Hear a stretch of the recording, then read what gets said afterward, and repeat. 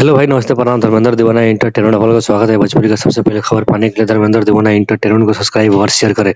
देखिए, power star Pawan Singh के साथ में सूर्यवंशम में काम करने वाले हीरोइन जो आस्था सिंह है, उसका शादी वो कर ली। अब देखिए, तो उतना बड़ा अब आदमी है कि नहीं वो तो पता नहीं है, पर शुभम सिंह नाम है इनका पति का। और जो सूर्यवंशम में काम की थी, सुपर डुपर हिट हुई थी।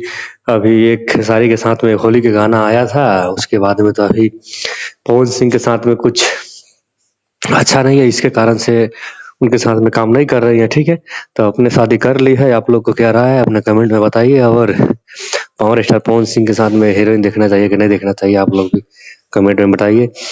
पर ये हीरोइन बहुत अच्छी थी, फिल्म सुपर डुपर हिट हुआ है।